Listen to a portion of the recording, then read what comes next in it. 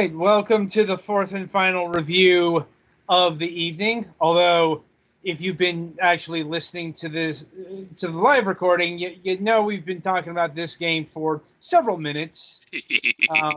Yeah, we may or may not release a director's cut. I think Petty Fan was working on that. Well, we actually have to record everything before we can do that. Right. So, ladies, gentlemen, and non-binary persons, I present to you Road Frog. Also known as Hell on Earth. Yeah. Or, a ripoff of Frogger. Like, is there ad copy for this one? there is. This hails from 1983 from the ZX Spectrum. And so we have had a spirited debate over the last few retro reviews about how do you handle games such as these? Do you put them in their proper context? Do you put them in the modern lens? Do you do both? Do you do other things? I'm like, with this one, I think it's fairly straightforward. This game would have been an abomination even back in 1983. Because here's the thing. We had Frogger in 1983.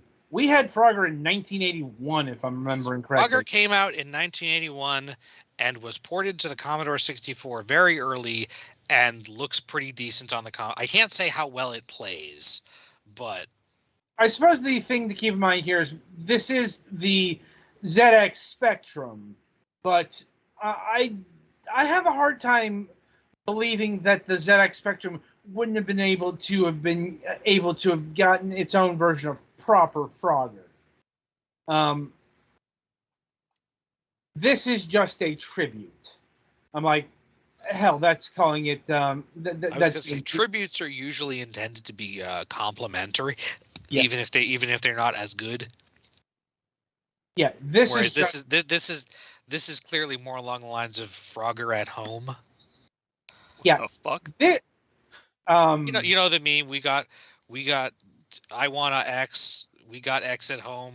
Picture of thing that's allegedly that, except for it's a lot worse. Right. I crashed out. Crashed out. How? I don't know. That is impressive. So if you want to play Frogger and also have your eyes bleed and also have your ears bleed, because we're muting the sound on this because this is, again, I'm not holding them to blame for this. This was, as all these games were designed to run from the horrible internal speaker of a PC. The ZX Spectrum specifically. Yeah, of a computer, sorry. I forgot that PC is not generic. Well, okay, PC is not generic by these terms. If it was the Commodore 64, it probably would have had good sound. Mm-hmm. Because, the Commodore 64 was capable of that. The ZX Spectrum seems to be far less capable. Yeah. So, yeah, and also they don't have a contrast meter for their color selection that goes below 100%. Yeah. I guess the best thing I can say is at least it's not bleeding out the colors in this one. Like, kinda. I mean, to the extent that ZX Spectrum games can see the color bleed. Also, the sprite you're controlling here doesn't even look like a frog. It looks like some horrible amalgamation of a dude with spears and a TIE fighter. So let us call this by its proper term, a heaping pile of shit. Yeah. Because, no, this game would not have been acceptable in 1983. Because, by 1983, Frogger had seen home ports and might have even seen Frogger 2 3D. Frogger was very much a known quantity. And this stiff-ass delay fest would not have cut it. Unless that's an emulation issue. But it doesn't look like it. You can see, one of the biggest problems of the game. Petty is dying because of a delay in the movement. And also the control scheme on this is apparently, or the intended control scheme using a keyboard, because that is what the ZX Spectrum had primarily, is Z to advance and M and N to go forwards, which on one To go hand left I and understand. right. Yeah, so that's what I said. What did I say? Back and forth? Forwards. Oh. Anyway, Z to advance, M and N to go left and right, which on one hand, I understand the concept of dividing up controls between the two hands for a game so as to, I don't know, improve the mental experience, but also the gameplay in this, I do not think rates the complexity that would make that necessary or desirable. Oh man, I don't think there's anything on here that would be classified as desirable. So are those blue notches in the top death, or are they... The blue ones are your gold. The green one is death. Oh, see, I assumed the blue one was part of the river that kills you, like the rest of the river that kills you. Yeah. And the green would be safe, like all the other goddamn green that is safe. Yeah. So what they are doing is literally the inverse of Frogger. Because in Frogger, when you got to cross the river, you got to get onto lily pads. Instead, here you got to get into water nooks, let's call them, But the whole river is water. Look, that didn't make sense. Come on, designers. Your game does not, like, you clearly know the graphical limitations of your console. Do not design beyond that. Well, they did such a thing. Like,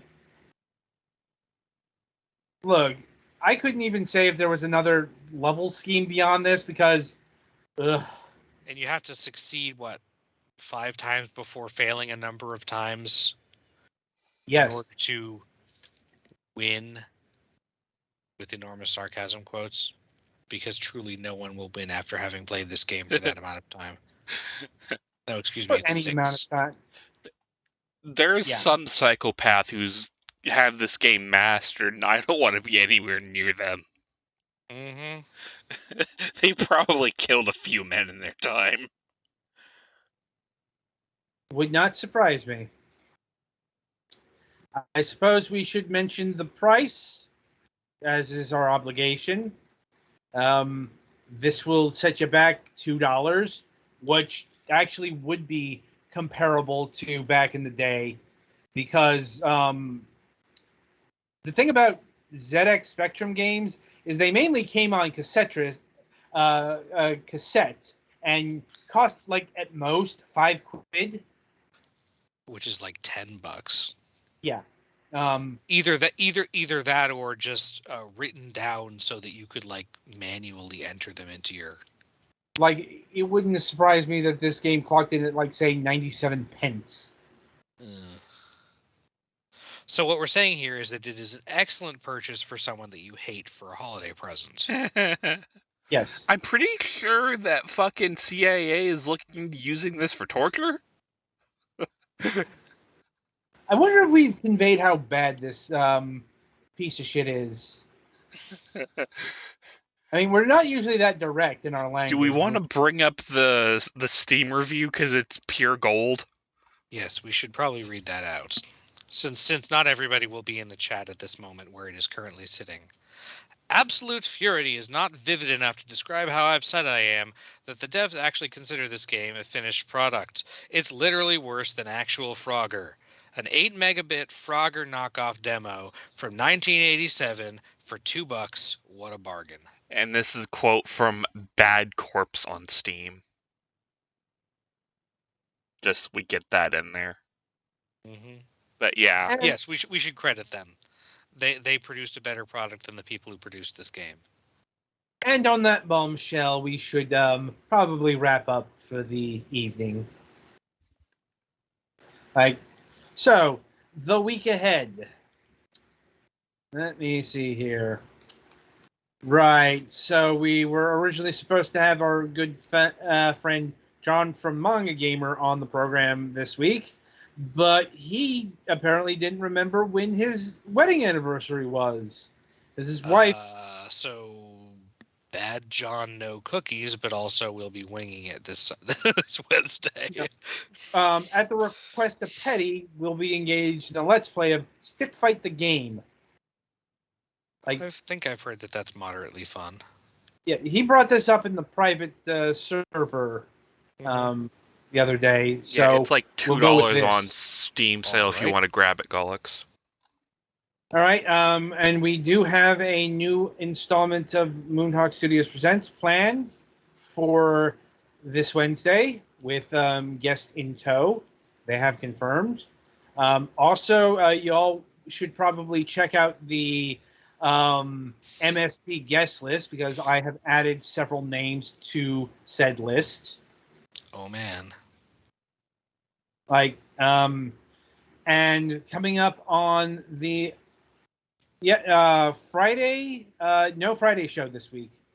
So, so that is the week ahead. And until Wednesday, I shall wish you good gaming. And be sure to, if you didn't watch the live stream, be sure to watch the reviews either on Twitch or on YouTube. And good gaming.